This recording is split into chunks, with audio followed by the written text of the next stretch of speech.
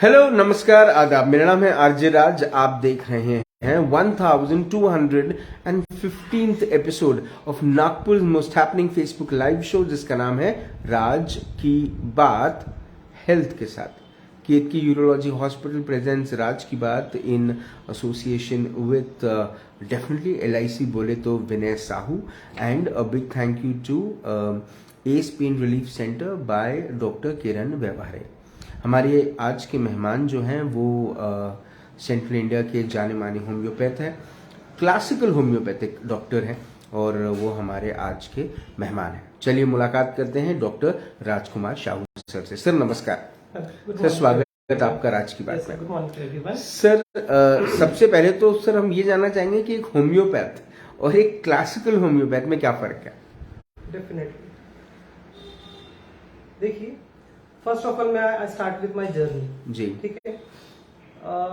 10th में के आसपास हमारे फादर का डेथ हुआ था, तो there is a lot of financial crunch. 12th में मेरे परसेंटेज काफी कम आए, तो there is no option of taking admission in homeopathy. When I entered to the homeopath college, I'm totally disappointed and totally sad because जो वहाँ पे calibre था लोगों का, वो बहुत एवरेज और बहुत ही मानसिकता बहुत अलग थी लोगों की।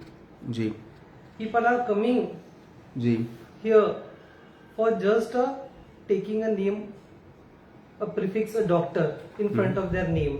जी। आई जस्ट आस्क कि भैया ये आप क्यों आप आए, क्या रीजन है? तो देयर मेंटेलिटी वाज दैट कि सर, अगर हमारे गांव में, हमारे स्टेट में अगर लड़के के नाम के आगे डॉक्टर रहे तो दे आर इन शादी में उसको 1 से 5 लाख दहेज और एक मारुति कार मिलती। सो आई वाज सो डिसअपॉइंटेड कि वेयर आई कम, मैं कहां पर आ गया, मैं किन लोगों के बीच में आ गया, मेरा लाइफ इज गेटिंग स्पॉइल्ड। और मेरे पास सिर्फ फ्रस्ट्रेशन था एट द टाइम। मैं डॉक्टर का नाम नहीं ले पाऊंगा, वो he was MBBS and doing DNB with homeopathy eight the time. I am getting totally shock कि ये बंदा है तो पागल है या बेवकूफ है जो MBBS DNB कर रहा, जो MBBS कंप्लीटली DNB कर रहा है। He was enter to the homeopathic stream. मैंने साल भर उसका फॉलो किया। देन ही फाइंड कि homeopathy is very passionate and very deep science but in wrong hand. तो I will just give a example कि you are handling a very smart gadget, very advance gadget like a iPhone, and you are not read user manual. जी। और फिर आपको 6 महीने और 1 साल बाद पता चलता है इसमें बहुत एक्सट्रीम और बहुत एडवांस फंक्शन है। तो इज इट लाइक दैट कि homeopathy is in wrong hand? So हम लोग हमारे सवाल पर आएंगे कि what is difference between normal homeopath and classical homeopath. Homeopathy का जो अस्तित्व है वो खतरे में इसलिए है क्योंकि homeopath, reason is homeopath itself. Homeopath not taking a case, very detail case. हमारे पास एक केस टेकिंग प्रोफार्मा है, it is of 27 pages. It was so deep history taking VR, it's like a pet scan of human. और to elicit a exact correct medicine, हमारे पास total 4000 medicine है और हमको सेलेक्ट करना है सिर्फ एक। जी। It should be pin point sharp, otherwise you will not get result or you will get a suppression. Homeopathy is not meant for suppressing a disease. Homeopathy is meant for took the disease from its roots. But वो कब possible है? जब patient को आप समझो, उसको analyse करो, उसको प्रॉपर रीड करो, और जस्ट नब्स पकड़ के, पल्स पकड़ के 20 नंबर दो, 18 नंबर दो, it's not possible at homeopathy. हम लोग होम्योपैथी में 3-3 घंटा केस लेते हैं, उसके बाद भी हमको कई बार पेशेंट का मेडिसिन समझ में नहीं आता। हम पेशेंट का सेकंड फॉलोअप लेते, थर्ड फॉलोअप लेते to understand the patient exactly. अगर होम्योपैथी का अगर हम लोग सेकंड नाम अगर देना चाहेंगे तो that is called as precision. जी। एक्यूरेसी, होम्योपैथ की एक्यूरेसी बहुत जरूरी है। जी जैसे पेशेंट ने हिस्ट्री बराबर देनी चाहिए, एग्जैक्ट देनी चाहिए और डिटेल में देनी चाहिए, वैसे ही एक होम्योपैथ का कैलिबर बहुत अच्छा चाहिए। जी आई विल सजेस्ट, मैं आपको एक अपना एक्सपीरियंस, हमारे सर का एक्सपीरियंस शेयर करूंगा। जब इंडिया में ब्रिटिश शासन था, उस समय ब्रिटिश गवर्नमेंट कलकत्ता में मेडिकल एसोसिएशन थे, ब्रिटिश मेडिकल एसोसिएशन, उसमें एक डॉक्टर थे, डॉक्टर मदन लाल सरकार। जी he was second MD of Calcutta, and he was done his MBBS from European Medical Association, जी और उनको ब्रिटिश गवर्नमेंट ने वाइस प्रेसिडेंट बना दिया British medical association of Calcutta का। उस समय जर्मनी से होम्योपैथी का बॉर्न हुआ और जर्मनी वर्ल्ड वाइड स्प्रेड हो रहा था, होम्योपैथी वर्ल्ड वाइड स्प्रेड हो रहा था। एट दैट टाइम ब्रिटिश सरकार, इंडिया में कलकत्ता में सबसे पहले होम्योपैथी शुरू हुआ। जी तो कुछ layman, they are just starting reading a books, और उन्होंने होम्योपैथी के विषय में पढ़ के प्रैक्टिस करना शुरू कर दिया। जी तो British government are very strict at the time. जी उन्होंने बोला एक कम्युनिटी में लाओ और इसको जड़ से खत्म करो। जी। तो उस कम्युनिटी का प्रेसिडेंट बनाया गया डॉक्टर सरकार। डॉक्टर सरकार was very talented person and very literate person at that time. तो डॉक्टर सरकार बिफोर, उन्होंने एक लेक्चर उन्होंने अपॉइंट किया कि सरकार सर आप इस पे लेक्चर दीजिए कि homeopathy is a fake science and it has to be abolished from society. तो sir accept that procedure. Sir ने कहा कि बिफोर गिविंग अ लेक्चर, तो जो लोकल बंदे हैं, जो लोग होम्योपैथ कर रहे हैं, जी I want to sit with them. तो वहां पे एक मिस्टर दत्ता थे, he was not a doctor, he was just a layman at the time, जी and he was just reading a book and giving a medicine to everyone, and he was practising at the time 80 to 100 patient per day. जी तो doctor Sarkar ने बोला उनको, I want to sit with you at your OPD and what nonsense things are doing I want to see. Can you believe? Doctor सरकार sit with Mr. Datta for 3 months, and after 3 months he was giving a lecture, homeopathy of futuristic medicine, wow the medicine of future. At that time British Sarkar terminate Dr. Sarkar at that time, but coincidentally Dr. Sarkar was the first homeopath of India, first graduate homeopath of India after doing a MBBS and MD. wow So my message to you, to all of you, कि homeopathy, it's a very great science, but has to be, उसको उसके depth तक समझो, to understand the patient properly and exactly, और वो patient की condition, mental condition, physical condition correct medicine से match होनी चाहिए, तभी आपको रिजल्ट मिलेगा, otherwise you can't get any result at all. तो सर सक्सेसफुल क्यों नहीं है होम्योपैथी? सक्सेसफुल क्यों नहीं है? एलोपैथी सक्सेसफुल है, होम्योपैथी सक्सेसफुल क्यों नहीं है? देखिए, फर्स्ट ऑफ ऑल ना, सप्रेशन इज वेरी इजी, जी ठीक है, जी and remove the disease from it root is very hard, ठीक है। होम्योपैथी सक्सेसफुल नहीं होने के 2-3 रीजन है। First of all is homeopath itself. मैंने क्या यूज किया, आपके पास बहुत एडवांस गैजेट है, बट इस्तेमाल ही नहीं कर, but in wrong hand. Okay एक इलिटरेट पर्सन अगर आईफोन यूज करेगा तो it use iPhone like a normal phone, जी उसको उसके फंक्शन ही नहीं मालूम। जी तो यही कंडीशन सेम होम्योपैथी के साथ हो रहा है। They are not taking history properly, they are not go to the depth properly, और homeopathy itself are responsible for, जो होम्योपैथी का पतन हो रहा है उसके लिए होम्योपैथी इटसेल्फ रिस्पॉन्सिबल है। Second criteria is patient. Patient should understand. Patient आते हैं हमारे पास, सर दे नॉट अंडरस्टैंड कि why doctor asking so detail history, कि डॉक्टर इतना डिटेल में हिस्ट्री क्यों ले रहा है. But to eradicate the disease, अगर आपको कोई डिजीज डेवलप हुई है तो वो डिजीज आज डेवलप नहीं हुई है, वो आपके बहुत पहले आपके ब्रेन में डेवलप हो चुका था. वो प्रोसेस चलते चलते चलते चलते आपको जो दिख रहा है that is a last product. अगर आप you are suffer from asthma suppose, तो asthma it's not a disease of lung. ठीक है, that we assume asthma is a disease of lung. जी. बट एग्जैक्टली आज हम लोग ने रिसर्च करते करते लोगों ने आज यहाँ पर इस पॉइंट पे रिसर्च करके पहुंच गए हैं कि asthma is a reaction of hyper stimulation of immune system. जी. Over activity of immune system. आपकी बॉडी अननेसेसरी पोलन को, डस्ट को, एलर्जेंट को रिएक्ट कर रही है और दैट प्रोड्यूसेस अस्थमा. जी. अगर आपके पास लाइट को सप्लाई हो रहा है मेन स्विच से, जी. तो प्रॉब्लम मेन स्विच में है. आपको लाइट रिपेयर करके आपको नथिंग विल यू गेट. जी. ठीक है सर. सर जो क्रिटिक्स हैं वो होम्योपैथी को के बारे में जो बोलते हैं उनके बारे उनको कुछ कहना चाहते हैं आप?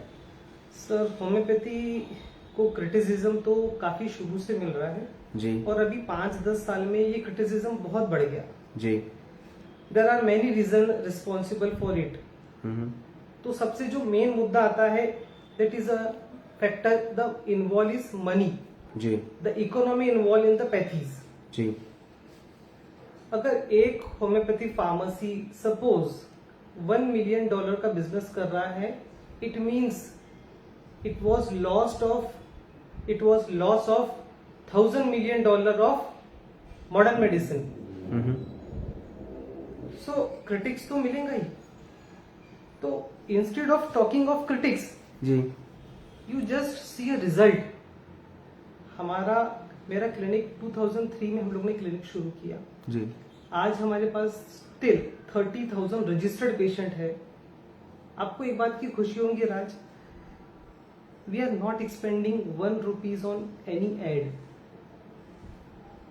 देर is a total mouth to mouth publicity. बहुत बढ़िया. ठीक है, आज हम लोग ₹1 किसी एडवर्टाइजमेंट में, किसी पेपर में, किसी न्यूज में, किसी चैनल में नहीं खर्चा कर रहे. आपको जो रिजल्ट आ रहा है, आप बता रहे हो अरे यार मैं डॉक्टर साहब के पास आया था एमेबिसिस के लिए, मेरा एमेबिसिस तो ठीक हो गया जो 12-15 साल से था, लेकिन मेरे अंदर एक एनर्जी आ गई. जी. एक स्टेमिना आ गया, मेरा मानसिकता ठीक हो गई, मेरे अंदर बहुत ग्रज रहता था, मेरा ग्रज ठीक हो गया. जी. ये कॉम्प्लीमेंट हमारे पेशेंट्स ने हमको दिए है. And I am very thanksful and very grateful to my patients जी. that come from very apart, very remote areas. They're sitting 2 to 3 hours और 2, 3, 4, 5 घंटे बैठने के बाद भी पेशेंट दवा लेके जा रहा है और पेशेंट दूसरे पेशेंट को भेज रहा है और वो बोल रहा है कि मैं मेंटली फिजिकली ठीक हुआ हूँ. जी. आप बीमारी दबाना बहुत आसान है. जी. आपको अगर अस्थमा है तो आपको एक फ्यूरोकॉट या एंटी एलर्जिक या फिर एंटी अस्थमा मेडिसिन पे लाइफ लॉन्ग डिपेंड होना पड़ता. लाइक थायराइड अगर आपको हो गया तो डॉक्टर आपको प्रिस्क्राइब करता है you have to take medicine till death. That is make a dependency. And on the contrary homeopathy make you independent. Not only physically but also mentally. Patient बोलता है कि मेरा मेंटल ठीक हो गया, मेरा स्वभाव ठीक हो गया, मैं पहले के समान अफेक्ट नहीं होता, मैं पहले के समान डिस्टर्ब नहीं होता. अभी सिचुएशन वही है बट मुझे अफेक्ट होना बंद हो गया, मैं ध्यान नहीं देता. अभी ये कोई जादू नहीं हुआ. वो करेक्ट कॉन्स्टिट्यूशन मेडिसिन ने आपकी इम्यूनिटी को बहुत लेवल तक अपलिफ्ट किया at the mental and physical level. पर सर इतना वक्त क्यों लगाती है होम्योपैथी? सर बड़ी कंप्लेंट है लोगों की. एक पेशेंट की कंप्लेंट भी यही रहेगी ना सर कि तुरंत में दवाई खाएं, आराम हो. जी जी, करेक्ट, वेरी करेक्ट. बहुत अच्छा सवाल पूछा राज आपने. और मैं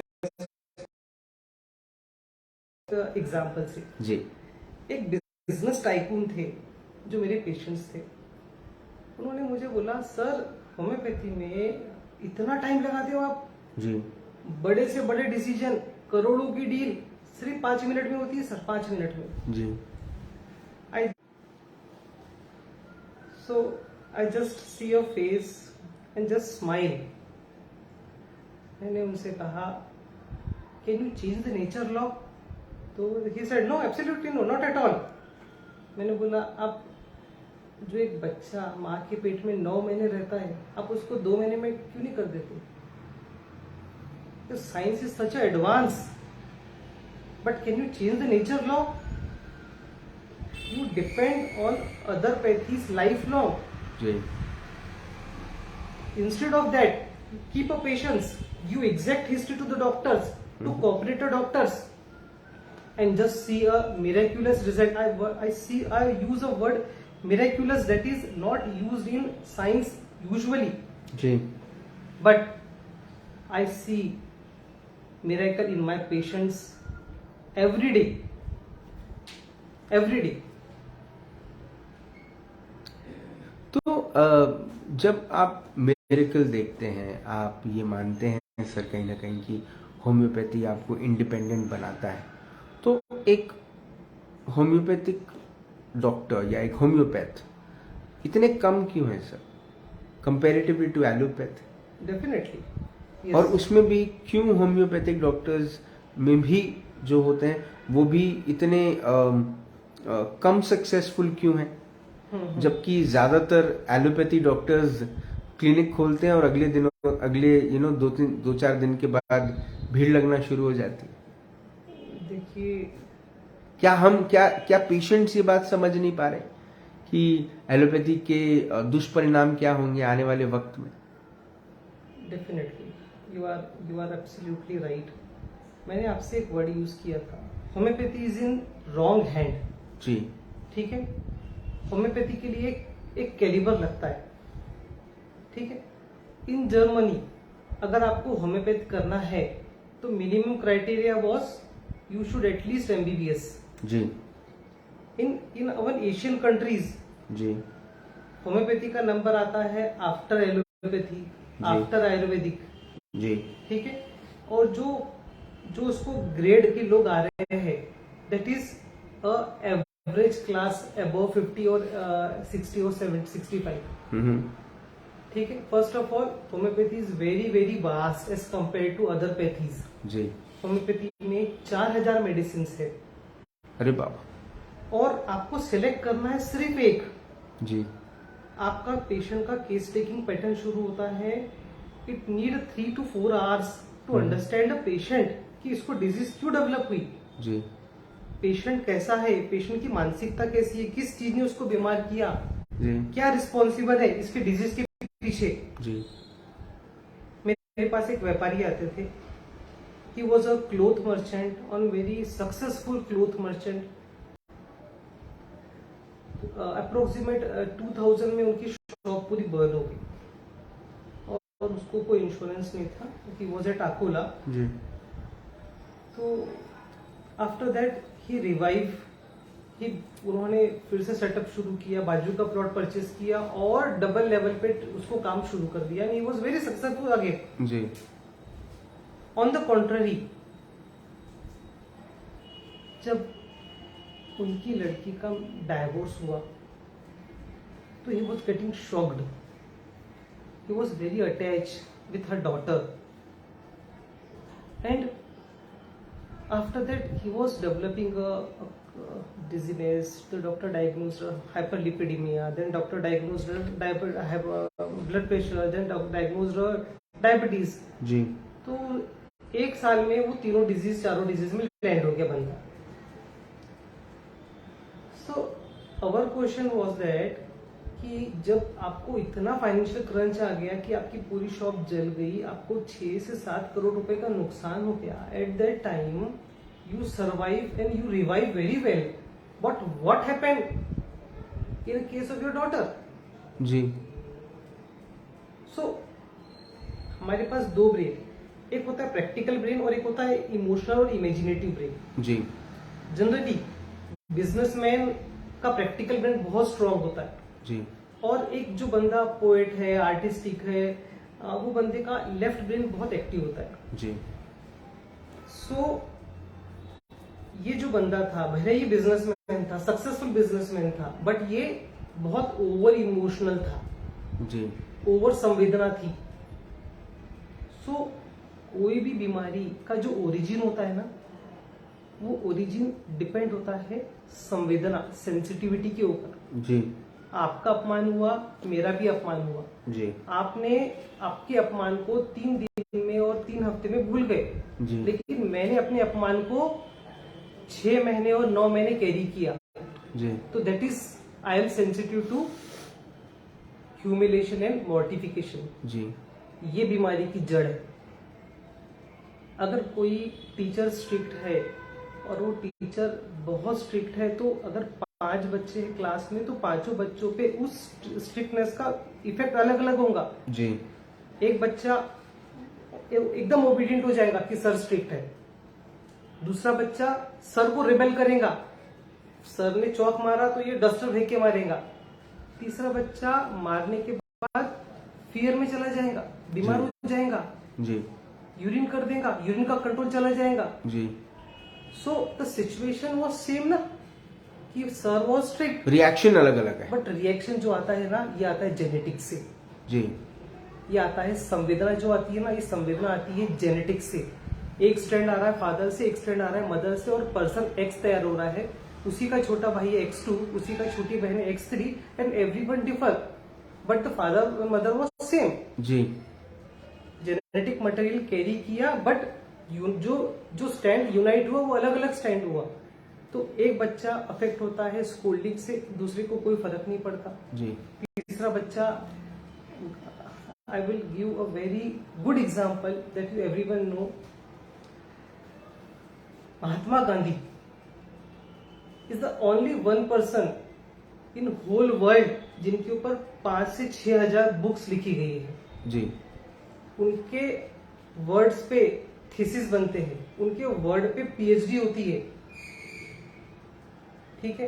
इट वॉज सच आइडियलिज्म जिन्होंने रिवॉल्यूशन लाया, बट ऑन द कॉन्ट्ररी उन्हीं का बेटा मिस्टर हरिचंद, जो जुआरी निकला, जो शराबी निकला, हाँ, जिसको वुमनाइजेशन का शौक रहा, सारे तरह के गंदे शौक उसने अपनी लाइफ में किए। How it could possible?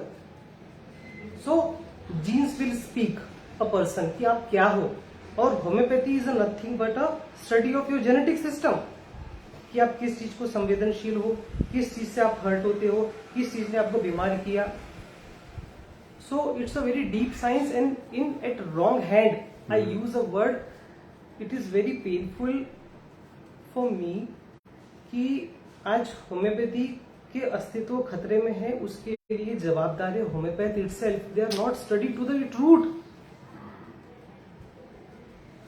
Sir ये मेरा आखिरी सवाल होगा आपसे। सर, जितने भी हमारे दर्शक हैं जो एलोपैथी में विश्वास करते आए हैं, एलोपैथी का सेवन करते आए हैं, उससे अपने आप को हील करते आए हैं, सर एक उनके पास क्या रीजन होना चाहिए होम्योपैथ की तरफ रुख मोड़ने का? देखिए, आई realise from now 5 to 10 years people are realizing कि नहीं, यहाँ पे मेरा रिजल्ट नहीं है, यहाँ पे मेरा क्योर नहीं है। जी, उनका थायराइड का डोज 25 से 50 हो गया, 50 से 75 हो गया, 75 से, या they are taking highest dose 125, but still he was not getting active properly. जी। सो आज का जो ये एरा है, ये एरा है हमारे नेचुरल साइंस का। आज का जो एरा है ये आयुर्वेदा का, जी, योगा का, होम्योपैथी का, जी, मेडिटेशन का। जी। People are turning toward this natural science gradually. जी। हमने हमारी बुक्स में पढ़ा, approximates more than 75% of disease are psychosomatic. Psycho means mind and soma means body. मतलब डिजीज का जो ट्रेवल हो रहा है वो माइंड से बॉडी की तरफ हो रहा है। एंड हमारे जो डॉक्टर्स हैं वो बोल रहे हैं कि stress are responsible for your disease. Do yoga, do meditation, but on the contrary, stress, after doing that yoga, not heal properly. Because stress is also of every person is unique. हर बंदे का stress अलग है. अगर कोई person है, उसके wife का और उसके मदर का झगड़ा हो रहा है, तो वो पर्सन उसमें हेल्पलेस फील करेगा. सेकंड पर्सन उसी सिचुएशन में कुछ और फील करेगा. थर्ड पर्सन उसी सिचुएशन में कुछ और फील करेगा जी. So the stress of every person is unique. Though the person facing the same situation, but experience of the reality of that person was unique. And homeopathic doctor has to be perceived the patient exactly and accurately, then and only homeopathy will work. Or it is same with Ayurveda and it is same with other pathies also. हम लोग ने आज pathy को ना सिर्फ commercial mind से देखा जी.